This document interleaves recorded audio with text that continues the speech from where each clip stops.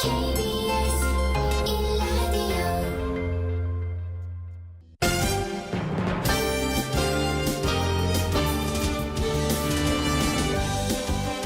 KBS 1라디오 신성원의 오늘 세계는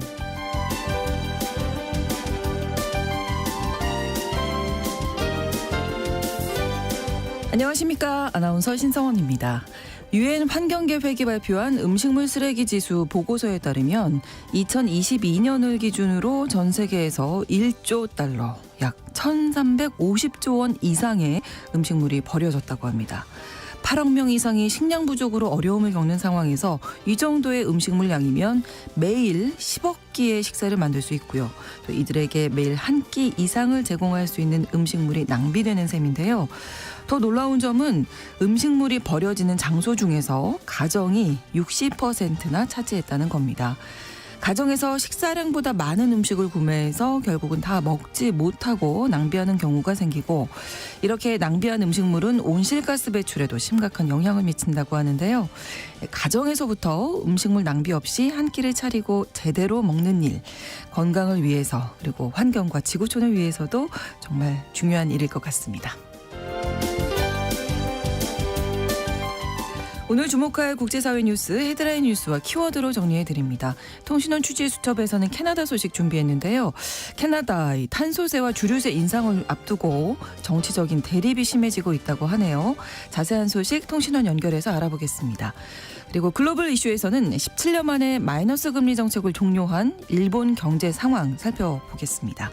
3월 28일 목요일 KBS 1라디오 신성원의 오늘 세계는 시작합니다.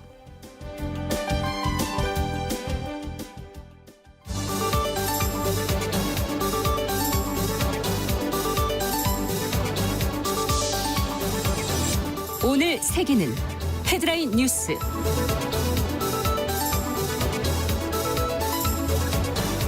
시진핑 중국 국가주석이 미국 기업인들과 만나서 투자 확대를 요청했습니다.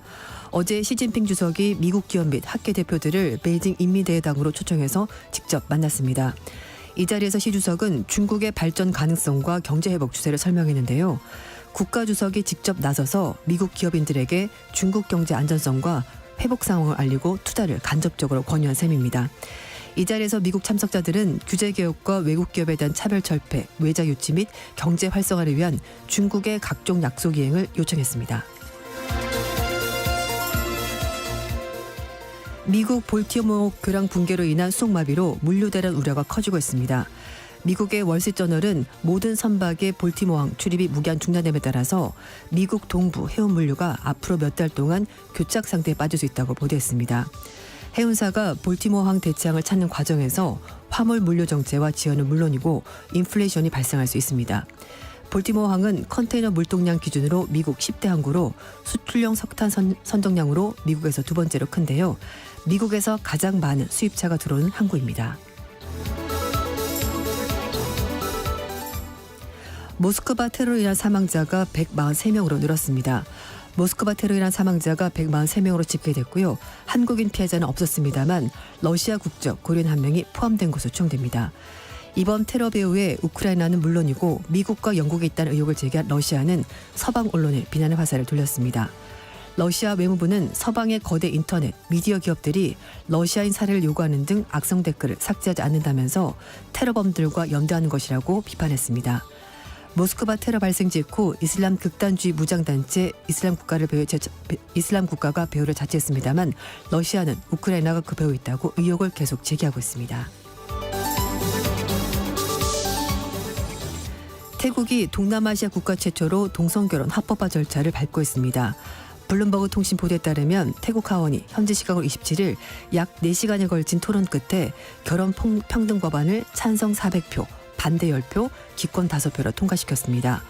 동성결혼 합법화가 골자인 이번 개정안은 이제 상원과 국왕 승인을 받고 관보에 게재되면 120일 후에 정식 발의됩니다. 개정안이 시행되면 태국은 18세 이상 동성 커플의 혼인신고와 함께 상속, 세금 수당, 자녀 입양 등의 권리를 인정하게 되는데요. 동성 커플도 이성 커플처럼 결혼의 권리를 누릴 수 있게 되는 겁니다. 개정안에는 공식적으로 결혼의 구성을 한 남자, 한 여자에서 두 개인으로 바꾸고 기혼자들의 공식적인 법적 지위를 남편과 아내에서 부부로 변경하는 내용이 포함됐습니다. 태국의 개정안이 최종 통과가 되면 대만, 네팔이 이어서 아시아에서 세 번째로 동남아시아 국가에서는 최초로 동성결혼을 인정하는 국가가 됩니다. 노벨 경제학상 수상한 심리학자 데니얼 카너먼이 27일 세상을 떠났습니다. 카너먼은 2002년 불확실한 상황에서 사람이 판단하고 의사결정하는 과정에 관한 경제학의 심리적 통찰로 노벨 경제학상을 공동 수상했습니다. 카너먼은 사람들이 합리적인 의사결정을 내린 대신에 자신이 확보한 정보들 안에서 의사결정하는 경향이 있다는 점을 밝혀냈는데요. 1934년 이스라엘 텔 아비브에 태어났고 유년 시절 대부분을 프랑스에서 보냈고 이후 미국으로 건너가서 UC 버클리에서 심리학 박사 과정을 마쳤습니다.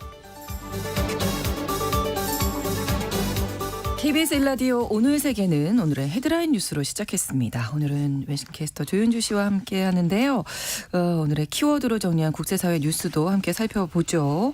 첫 번째 키워드 새로운 돌파구를 찾아라. 네. 라고 정하셨네요. 네, 이제 시진핑 중국 국가주석이 중국 발전 포럼에 참석했던 미국 기업들 대표 그리고 학계 대표들 만나서 네. 중국에 좀 투자 좀 해주십시오 이렇게 호소했습니다. 네. 직접 만나서 얘기를 한 건데요. 시 주석이 사실 외국 정상들과 만날 때도 포커페이스처럼 그렇죠. 무슨 생각을 주로 하지? 표정이 좀 없죠. 없는 걸로 잘 유명하죠. 알려져 네, 있는데. 근데 이 자리에서는 네. 환하게 미소를 지으면서 아. 기업 대표들 만나서 아주 자세하게 설명을 했습니다. 네. 중국 발전 가능성 그리고 중국 경제 회복되고 있다 이런 부분을 강조했는데요. 미국 기업인들에게 중국 경제 안전성 회복 상황 알리고 투자를 간접적으로 권유한 셈입니다. 그러니까 국가 주석이 직접 나서서 얘기한 만큼 사실은 지금 중국 경제가 그닥 좋지 않다는 점 그리고 그렇죠. 뭔가 새로운 돌파구 외부에서 뭔가 자금이 좀 들어와야 된다는 것을 인정한 셈인데요. 여기에 참석한 미국 쪽 참가자들은 규제 개혁 그리고 외국 기업에 대해서 차별을 좀 철폐해달라 또 외자 유치 경제 활성화에서 중국들이 약속했었던 그동안 약속 좀 지켜달라 이렇게 얘기를 했습니다. 네.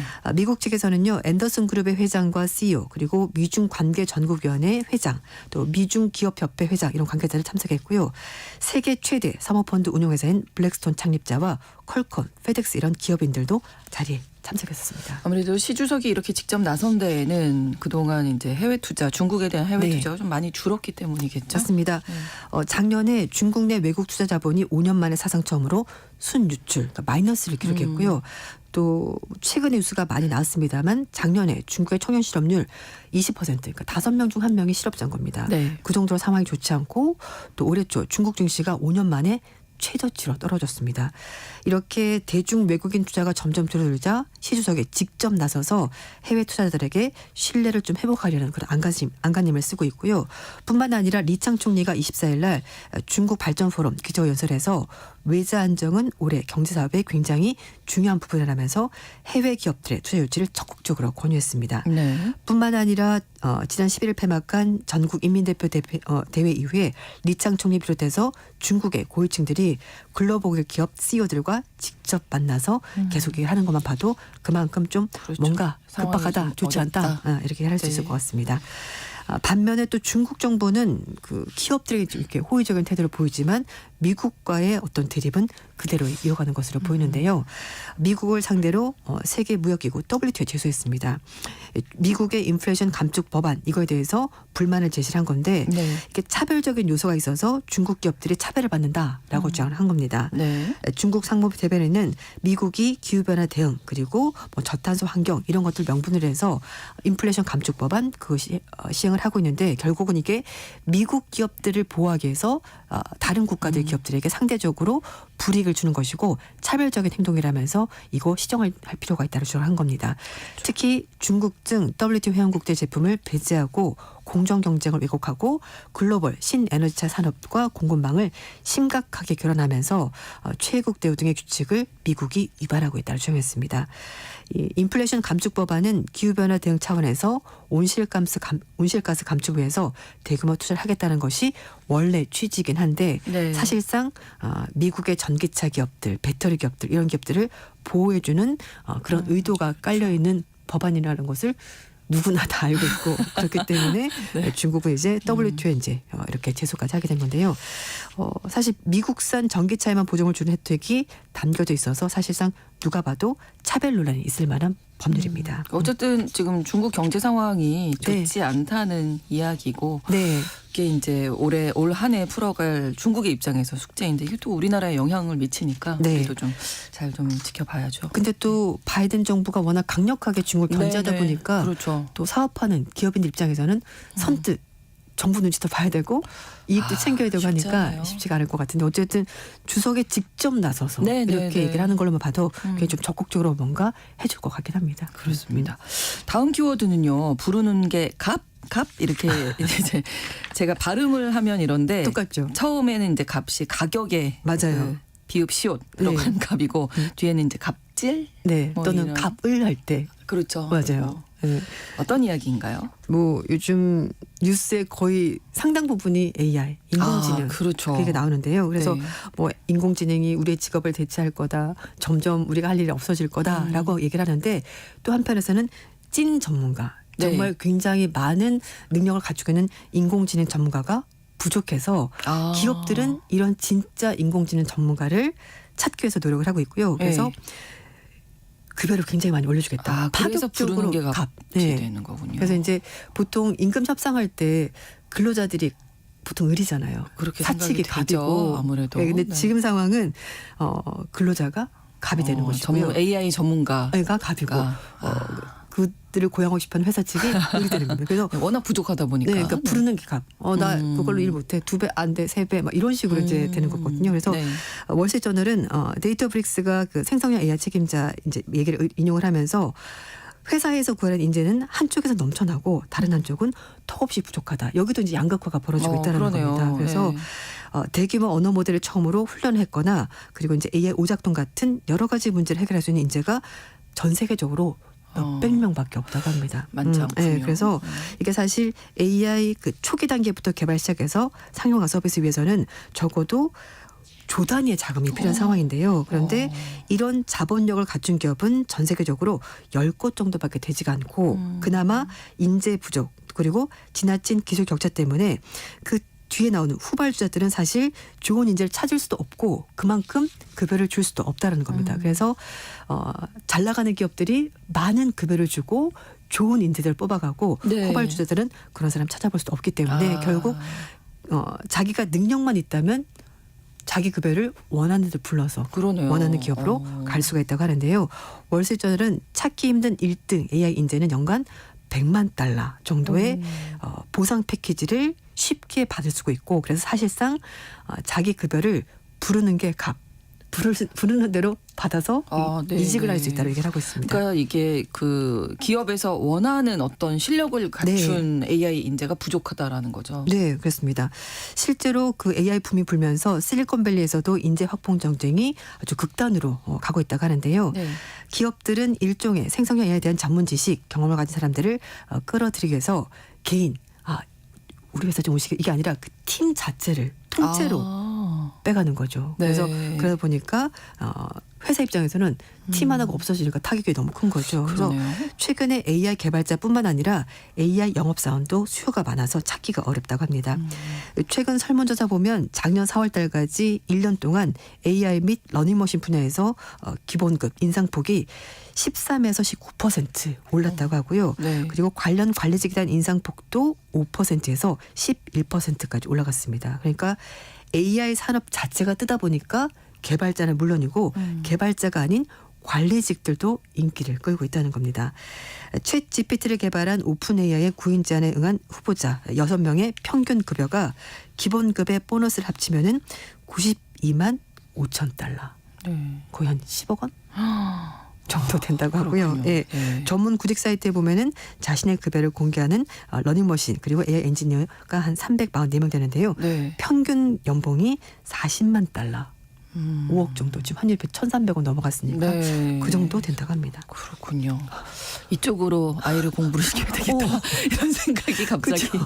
예 네. 많이들 드시겠죠? 네. 쉽지는 않겠습니다만. 그러나 어쨌든 네. 이게 사실 AI 분야가 굉장히 빠른 속도로 확장이 되고 있으니까 네, 점점 더 생각해볼 진화할 만하죠. 테니까. 맞아요. 예, 이 분야 또 핫 오션이 아닌가 싶습니다. 네. 예, 세 번째 키워드는 안 보인다고 없는 건 아닙니다. 그렇죠. 네. 오늘처럼 이렇게 비가 내리고 흐린 날에는 네. 해가 안 보인다고 해가 없는 건 아니잖아요. 맞아요. 예, 이건 프랑스 파리 얘기인데요. 네.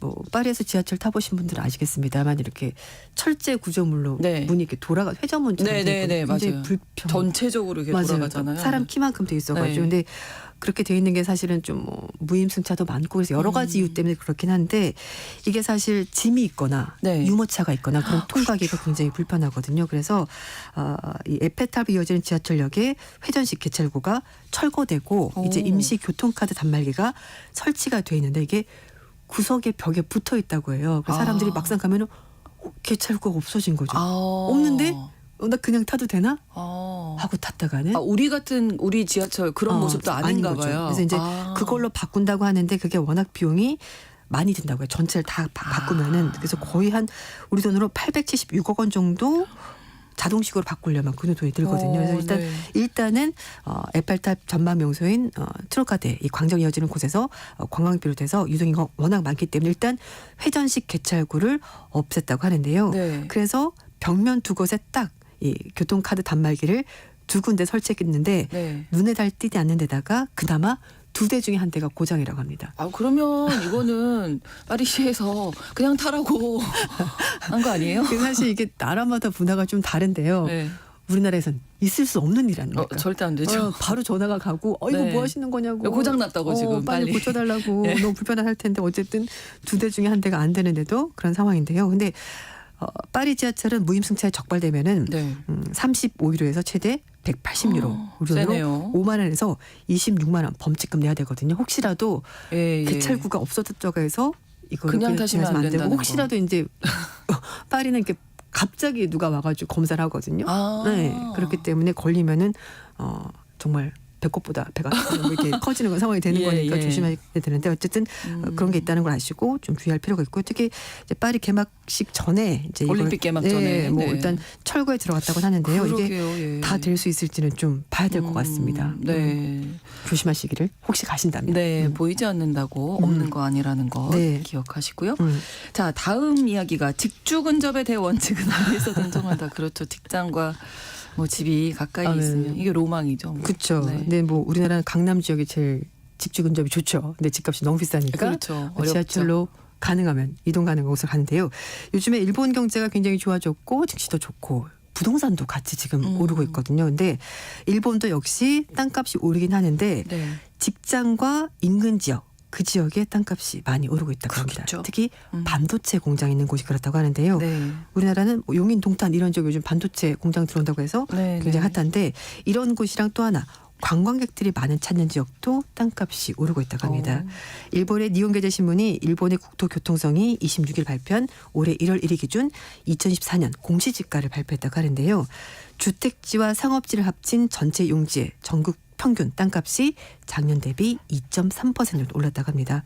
뭐 별로 안 올랐네라고 하시겠습니다만 그러나 일본이 워낙 오랜 기간 동안 장기 침체였기 때문에 그렇죠. 그거에 비한다면 이 정도는 짧은 많이 기간에 오른 거죠. 네. 많이 올랐습니다. 일단 용도별로 보면 주택지가 2%, 상업지가 3.1% 각각 올랐는데요. 공시지가는 코로나 기간 포함해서 올해까지 지금 3년 연속 계속 오르고 있습니다. 네. 특히 말씀해 주신 대로 반도체 공장 인접 지역의 땅값이 어느 정도나 그럼 오른 건가요? 네, 세계 최대 파운드리 업체인 대만의 TSMC가 지난달에 반도체 공장을 연 규슈에 있는 구마모토현 요마치 지역의 1공장과 가까운 지역의 상업지가 무려 33.2% 땅값이 뛰었습니다. 예. 전국 상업지 상승률 1위 기록했고요. 또 반도체, 일본 반도체 기업입니다. 라피더스가 공장을 짓는 홋카이도 지토세시에는 세 개 지역을 이제 봤더니요. 상승률 10위 안에 이 세 개 지역이 들어갔고요. 지토세시는 홋카이도 최대 도시인 삿포로에서 열차로 40분 거리 있는 도시인데요. 네. 인근 주택 지역도 가격 상승률 23.4%까지 기록했습니다. 그리고 또 하나 유명 관광 지역의 땅값도 꽤 많이 올랐다고 하는데요. 네. 작년에 일본 찾은 외국인 관광객이 2,500만 명이 넘는다고 합니다. 그래서 코로나 이전에 거의 80%까지 회복을 했다고 하고요. 그래서 아오모리시의 상업지가 32년 만에 상승률이 플러스로 돌아섰고 크루즈 관광을 재개한 아오모리현 지역에서도 이제 관광객이 유치하면서 땅값이 많이 올랐다고 합니다. 그리고 홋카이도 지역에 있는 후라노시 지역의 휴양지 인근 주택지도 네. 상승률이 전국 1위 27.9% 올랐다고 합니다. 관광객들이 많이 오면은 물론 그 지역에 이제 장사가 잘 되니까 그렇죠. 가게를 내도 그리고 되고 사람들이 많이 몰리겠죠. 네, 아무래도. 그래서 이제 땅값이 많이 올랐고요. 그리고 호텔이나 임당 리조트 이게 건설이 이어지면서 땅값이 계속 오르고 있다고 합니다. 그리고 도쿄, 오사카, 나고야 같은 대도시 지역도 전체 용지가 평균 3.5% 오르면서 지방보다도 땅값이 더 많이 올랐다고 하고요. 네. 그리고 코로나19 끝나면서 재택근무가 축소되고 그래서 도쿄 지역의 일부 상업 지역은 평균 7% 정도 가격이 올랐습니다. 뿐만 아니라 오피스 시장도 화랑이라고 하는데요. 네. 지금은 공실을 찾을 수 없을 정도로 어. 도쿄 오피스 굉장히 뜨겁다고 합니다. 그래서 뭐 또 일부 사람들은 일본에 가서 부동산 투자해야 되나 뭐 이렇게 생각하는 사람도 있다고 하는데요. 네. 최근에 구인난의 심각한 지역 가운데 취업 준비생들이 교통이 편리한 지역에 입지가 좋은 회사를 선호하기 때문에 그 인근에 있는 오피스 그리고 지하철역 연결된 오피스 이런 데 대해서는 수요가 굉장히 많다고 합니다. 그렇군요. 아무튼 일본이 오랜 침체, 경기 침체를 겪다가 최근에 조금 반등하는 모습인데 그게 아마 네. 땅값으로 나오는 것 같고 저희가 잠시 후에 글로벌 이슈 시간에도 마이너스 금리 해제했잖아요. 네. 이 이야기도 자세히 좀 전해드리도록 하겠습니다. 자, 다음 키워드가 그녀의 생명을 구한 문짝의 가격이라고 정하셨는데. 네. 네. 영화 타이타닉에 네, 네. 나왔었던 문짝, 나무 문짝이 지난 24일 날 헤리티지 옥션에 나왔습니다. 근데 여기 가격이 71만 8,750달러, 돈으로 9억 7천만 원에 낙찰이 됐습니다. 이게 영화에 나온 그 네, 맞아요. 네, 맞습니다. 근데 그 배가 침몰했을 때 레오나르도 디카프리오가 이제 네네. 잭으로 나오고 그리고 이제 맞아요. 케이트 윈슬렛이 루즈 주인공으로 나오잖아요. 네, 케이트 근데 윈슬렛을 위에 태우고 맞아요. 디카프리오가 손을 놓고 이제 빠진단 말이에요. 너무 슬픈 장면이었죠. 그 장면이 그래서 이제 그 문짝이군요. 네, 그 문짝입니다. 그 옥션 측에서 당시에 이 문짝 낙찰가를 50만 달러라고 이제 제시를 했는데 네. 이것보다도 좀 더 높은 가격이 낙찰되면서 71만 8,750달러에 낙찰됐습니다.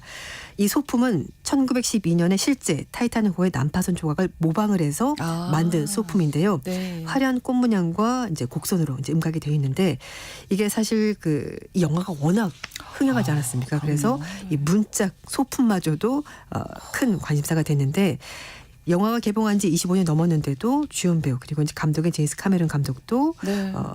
이런 질문 많이 받았다고요. 2명 다 올라가면 되잖아요. 그러니까요. 저도 물어보고 싶었어요. 그렇죠. 근데 네. 이게 내셔널 지오그래픽 측에서 이제 실제로 실험을 해봤다고 합니다.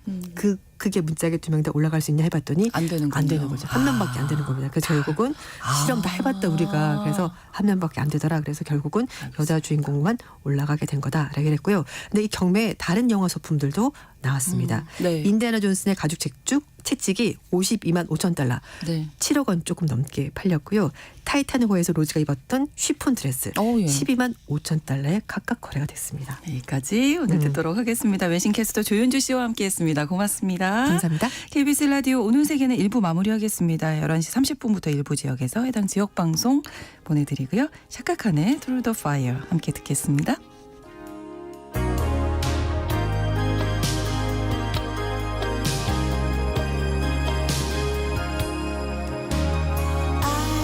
Look in your eyes and I can see you've loved so dangerously. You're not trusting your heart to anyone. You tell me you're gonna play it smart. We're through before we start, but I believe that we've only just begun. When it's this good, there's no saying no.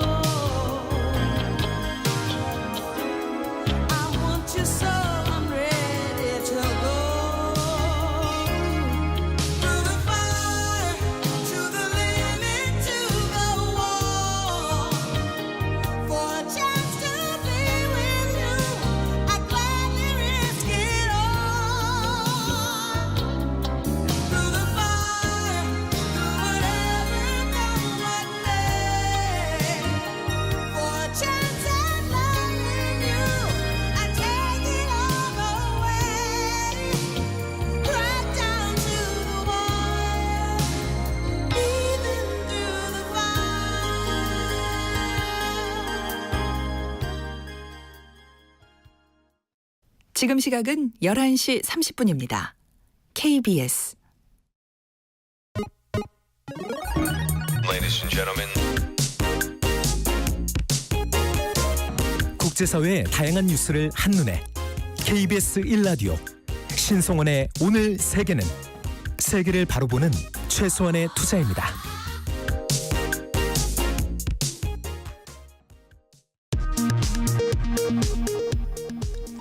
이 시각 라디오 정보센터 뉴스입니다. 오늘 0시부터 제22대 국회의원 선거 공식 선거운동이 시작됐습니다. 여야는 민생 현장을 찾으며 본격적인 총선 레이스에 돌입했습니다. 서울시 버스노사의 임금 협상이 오늘 새벽 결렬되면서 서울버스노조가 파업에 돌입했습니다. 노사는 파업 이후에도 물밑 접촉을 이어나가고 있습니다. 오세훈 서울시장은 노사가 협상을 조속히 타결해달라고 요청했습니다. 정부는 올해 인턴으로 합격한 전공의들이 다음 달 2일까지 임용 등록하지 않으면 상반기 중 수련이 불가하다며 조속한 복귀를 촉구했습니다. 의협 비대위는 대통령이 직접 전공의와 만나야 한다고 강조했습니다. 공정거래위원회가 한식, 치킨, 커피, 편의점 업종 등 생활과 밀접한 가맹 분야의 불공정 행위를 집중 조사하기로 했습니다. 가맹사업본부와 가맹점이 매년 증가하면서 갑질 관련 신고도 늘고 있다고 공정위가 밝혔습니다. 백두산 중국 부분이 백두산의 중국명 창바이산으로 유네스코 세계 지질공원으로 등재됐습니다. 이번 등재가 국제사회에서 백두산보다 창바이산이라는 명칭이 더 많이 사용될 수 있는 계기가 될 수 있다는 우려가 나옵니다. 미국 볼티모어 항에서 발생한 교량 붕괴로 항만 노동자 2천여 명이 일자리를 잃을 수 있으며 보험사들이 많게는 5조 원 이상의 보험액을 지급해야 할 수 있다고 현지 언론이 보도했습니다. 유엔 안전보장이사회가 이스라엘과 팔레스타인 무장정파 하마스에 즉각적 휴전을 요구하는 결의문을 채택했지만 가자 지구내 교전은 여전히 계속되는 것으로 전해졌습니다. 지금까지 라디오 정보센터 뉴스 판유희였습니다.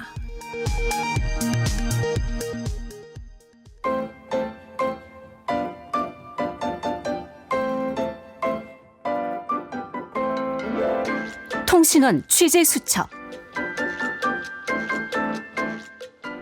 통신원 취재 수첩에서 오늘은 캐나다 소식 준비하고 있습니다. 캐나다에서 이 탄소세를 비롯해서 주류세 등 각종 세금 인상을 앞두고 있다고 하는데요. 팍팍한 이 경제 상황에서 세금 오르는 것 서민들에게 반가운 소식 아니겠죠? 캐나다 캘거리 연결해 보도록 하겠습니다. 이정호 통신원 연결되어 있습니다. 안녕하세요. 네, 캐나다 캘거리입니다. 네, 일단 캐나다에서 다음 달에 탄소세 인상이 예정돼 있는데 이 탄소세 어떤 건지 좀 설명 부탁드려요. 우리나라는 아직 도입되지 않았거든요. 네, 그렇죠. 탄소세는 온실가스 배출을 줄이기 위해서 탄소 오염의 가격을 매기는 건데요. 네. 좁게는 연료, 넓게는 재화를 만드는 데 들어간 탄소 함유량만큼 세금을 매기는 것을 말합니다. 이를 통해서 화석에너지 사용을 줄여서 지구온난화를 방지하는 것이 목표인데요. 네. 캐나다는 지난 2015년 파리 기후협정에서 2030년까지 온실가스 배출량을 30% 줄이겠다고 선언한 나라입니다.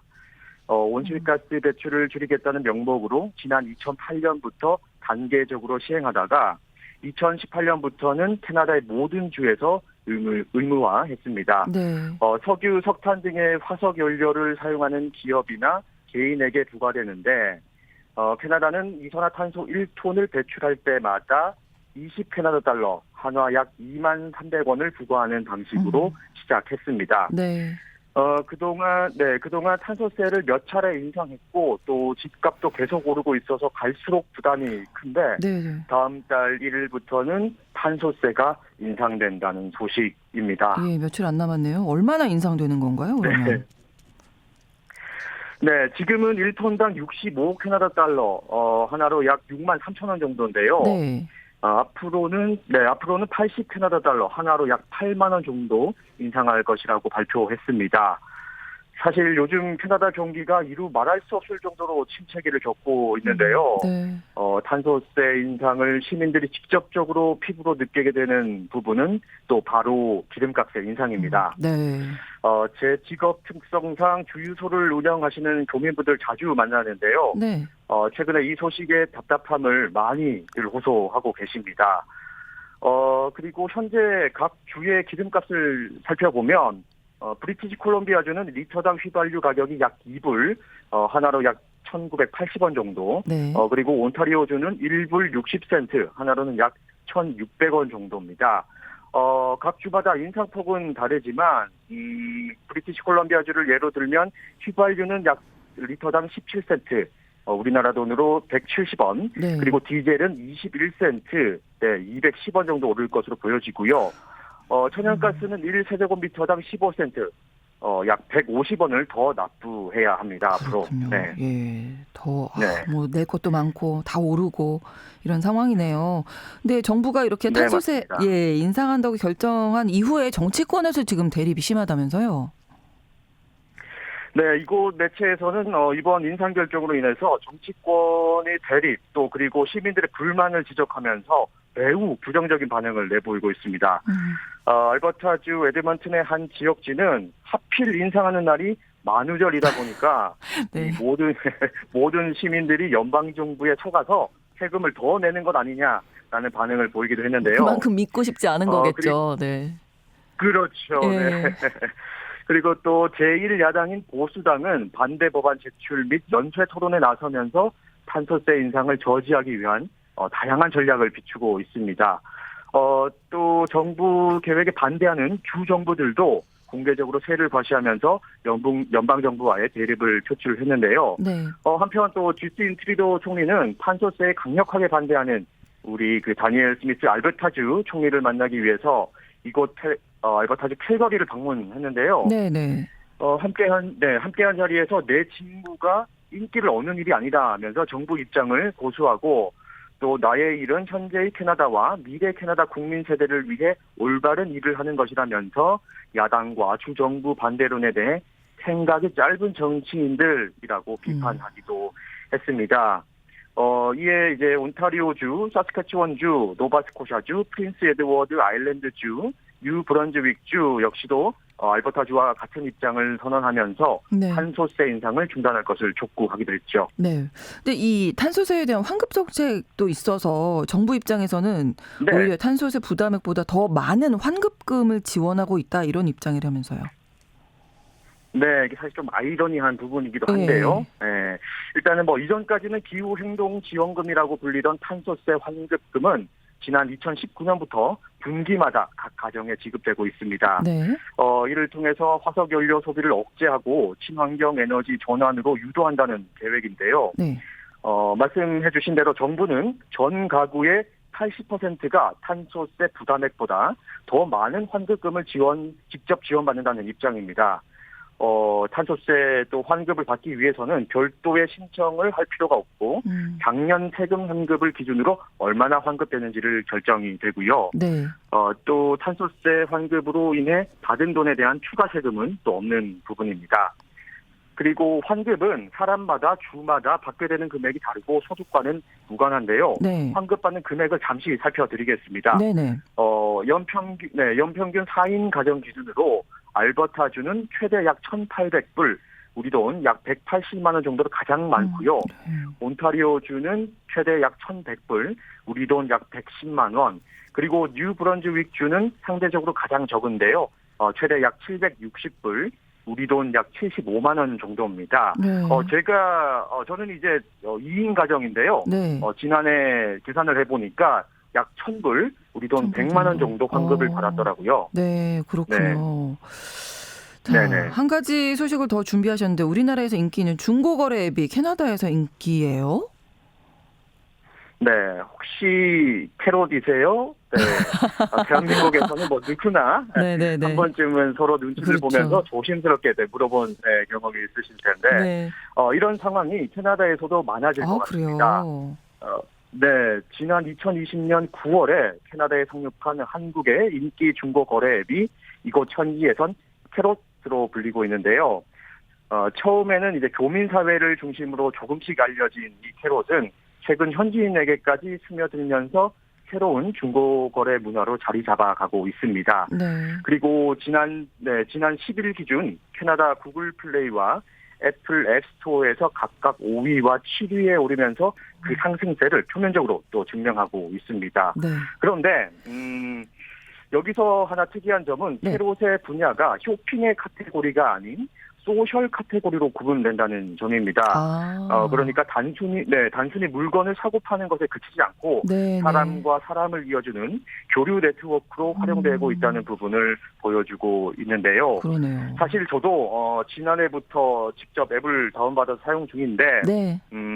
아직 물건을 구입해 본 적은 없고요. 제가 판매할 제품만 올려봤는데 네. 이게 비싼 가격으로 올렸는지 이거 아직은 팔리지는 않고 있습니다. 혹시 네. 식탁 필요하신가요? 네. 식탁이요? 배송비가 좀 많이 들 것 같은데요. 필요는 합니다만. 그렇죠. 네. 네, 이게 비싼 가격으로 올리면 안 네네. 팔리더라고요. 네. 팁이. 저도 그러게요. 이용해 본 네. 경험으로는. 근데 캐나다에서 중고 물품 사실 무슨 벼룩시장 같은 것도 좀 많이 발달해 있잖아요. 네. 네. 맞습니다. 이게 캐나다는 중고 물품 거래가 굉장히 또 활발한 나라 중에 하나거든요. 네네. 이게 또 이제 따뜻하고 화창한 봄이 오면 그 책에 딸린 주차장이 중고 장터로 싹 바뀌는데 네. 이제 겨울 동안 묵혀두었던 이제 중고 물품을 잔뜩 꺼내서 판매하는 일명 가라지 세일이라는 문화가 있습니다. 네. 동네마다 아이들 손글씨로 가라지 세일이라는 포스터를 만들어서 붙여놓은 것을 많이 볼 수 있는데요. 사실 저는 실제로 구입해 본 적은 없습니다만 그러한 풍경을 매년 봐왔고 또 이 집 저 집 가서 구경하는 것도 꽤 재미가 있었는데요. 그렇죠. 굉장히 그 사람 냄새가 많이 나는 그런 정말 좋은 문화라고 느꼈습니다. 네. 또 이렇게 친근하고 가깝게 자리 잡고 있는 중고거래 문화가 이제 조금씩 온라인으로 옮겨가는 것 같습니다. 네, 오늘 다양한 소식 잘 들었습니다. 고맙습니다. 네, 고맙습니다. 네, 캐나다 캘거리에서 이정호 통신원이었습니다.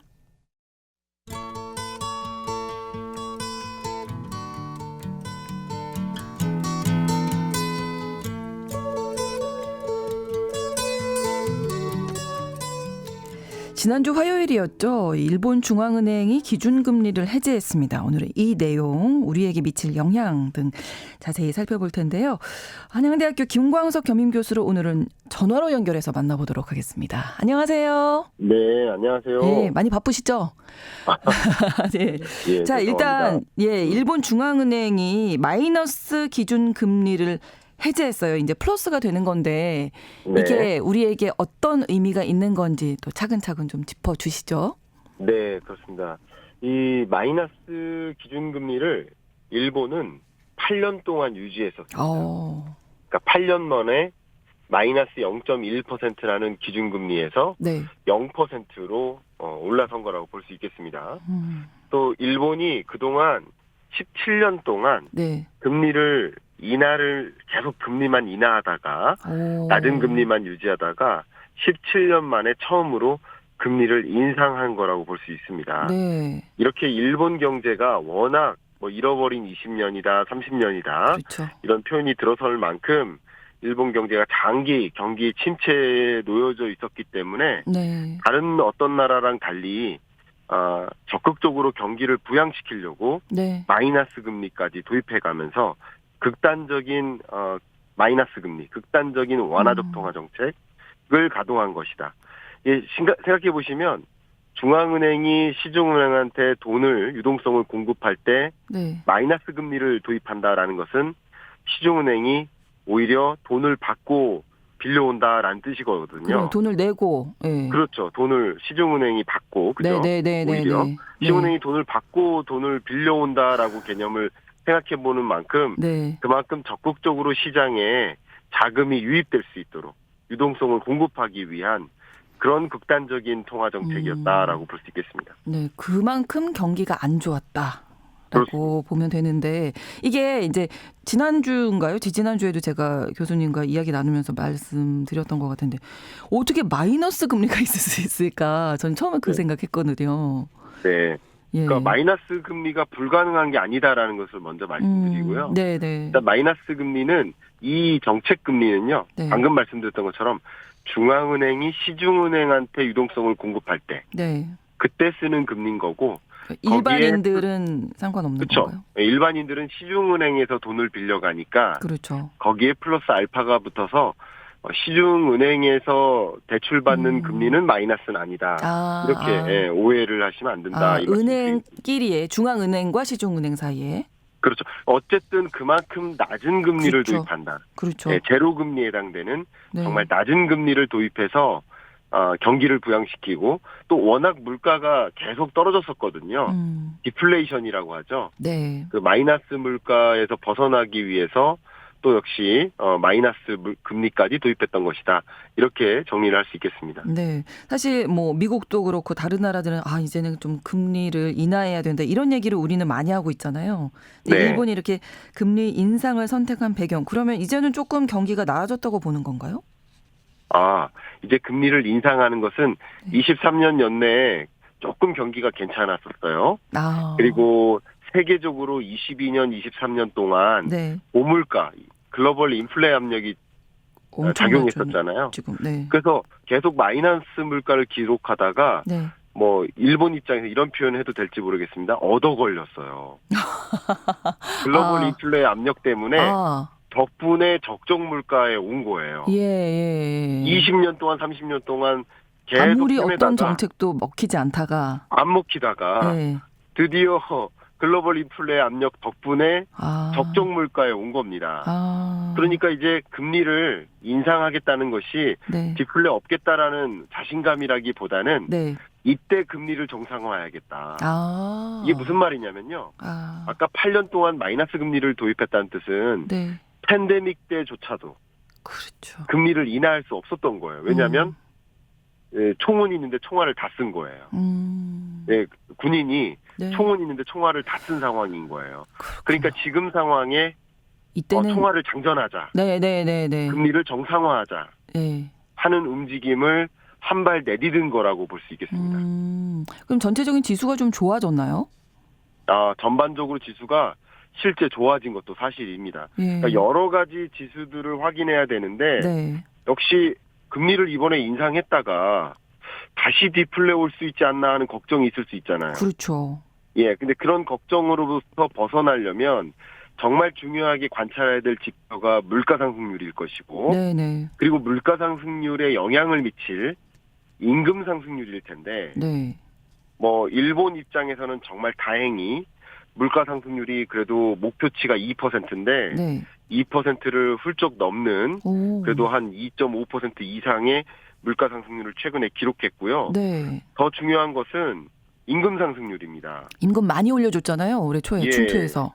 임금 인상률이 1991년 이후 33년 만에 최고치. 33년 만에.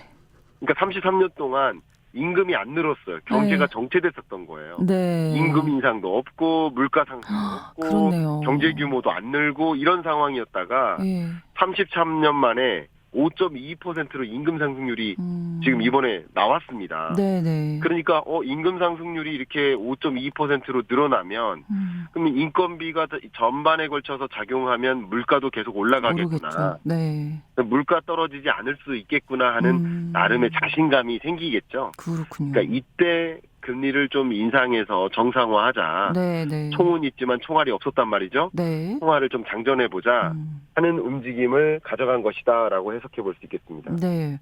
근데 엔화 가치는 지금 34년 만에 최저다 이렇더라고요. 네, 맞습니다. 마이너스 금리를 해제했다. 그러면 좀 엔화 가치도 올라야 되는 거 아닌가요? 네, 좋은 질문이신 것 같아요. 장기적으로 보면 일본은 어쨌든 금리 인상 추세로 갈 것이고요. 네.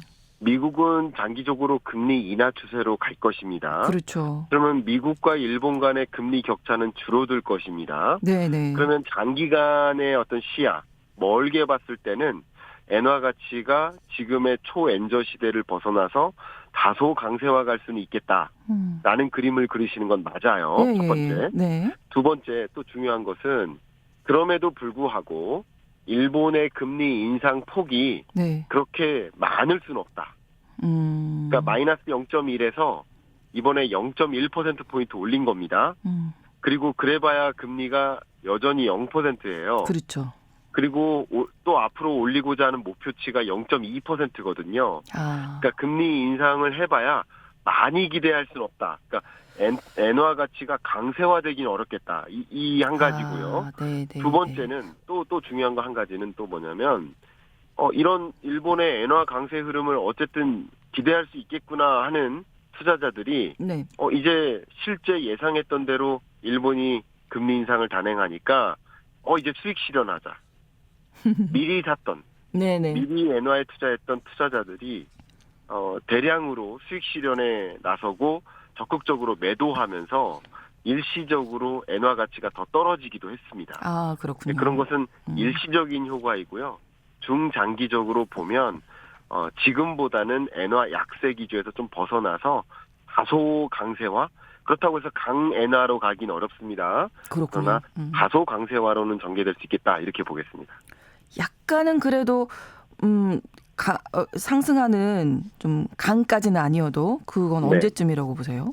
그러니까 초엔저에서는 벗어나는 그림을 그릴 것이고요. 네. 그런 그림은 24년 하반기 정도에 좀 나타날 것이라고 보고 있습니다. 어쨌든 계속 오르긴 하겠죠?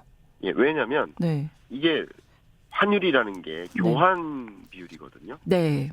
근데 일본이 금리를 인상하는 것도 중요하지만 일본이 그냥 제자리에 있고 미국이 인하하거나 네. 한국이 인하하는 것, 그 자체가 또 의미가 있어요. 그렇죠. 그러면 상대국 통화가 어쨌든 금리 인하를 단행해서 통화 가치를 절하해 나간다라고 한다면 일본 엔화 가치는 조금 가만히 있어도 올라갈 수 있겠다. 이렇게 기대해 볼 수 있겠습니다. 그렇군요. 근데 이 마이너스 금리 정책 종료 선언 이후에 엔캐리 트레이드 와타나베 부인의 선택이 어떻게 될지 뭐 이런 얘기 있는데 이건 무슨 얘기인지. 네. 와타나베 부인은 누구신가요? 예. 일명 네. 금융시장에서 일본 투자자를 지칭합니다. 아, 그래요? 예. 아, 우리는 개미 뭐 이렇게 얘기하는데. 우린 개미라고 하는데 네. 뭐 와타나베 부인 말고도 네. 뭐 미국의 또 캐나다의 좀 유명한 그런 닉네임이 좀 있어요. 아, 그렇군요. 왜냐하면 쉽게 말하면 고자산가 이런 느낌인 거예요. 네. 근데 30년 동안 계속 저금리가 이어졌었잖아요. 네. 일본 투자자들이 당연히 저렴한 엔화를 빌리겠죠.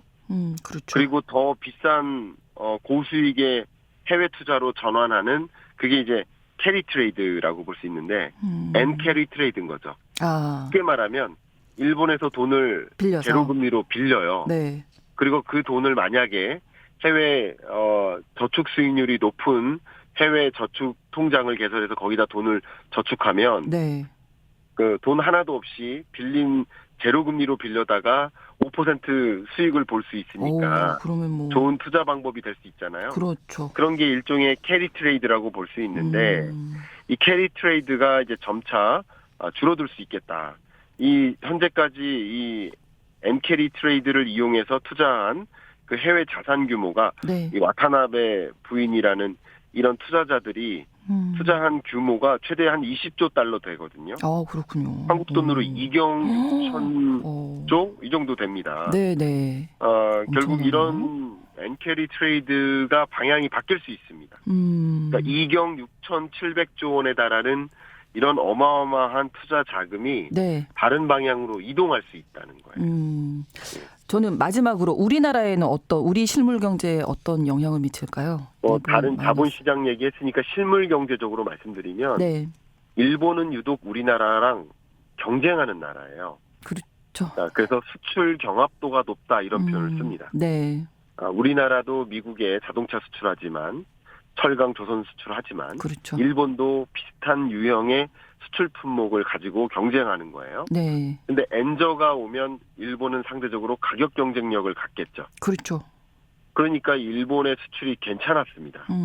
그 덕분에 엔저 덕분에 23년에 나름의 호황을 누렸던 거예요. 네. 근데 이제 그 초엔저 시대가 끝나간다라고 한다면 상대적으로 우리나라의 통화 가치가 이제 엔화 가치보다 경쟁 열위한 상태가 아니라 네. 일본의 엔저 시대가 마감되면 우리의 가격 경쟁력, 수출 경쟁력이 좋아지겠는데요? 다소 살아날 수 있겠구나 하는 것들은 좀 기대되는 대목이라고 볼 수 있겠습니다. 알겠습니다. 오늘 글로벌 이슈 코너 한양대 김광석 겸임교수와 전화로 이야기 나눴습니다. 다음 주에는 얼굴 보여주세요. 고맙습니다. 네, 감사합니다. 네. 오늘 방송 마무리하면서 엘튼 존의 Can You Feel the Love Tonight 보내드리겠습니다. 신성원의 오늘 세계는 내일 오전 11시 5분에 다시 오겠습니다. 고맙습니다.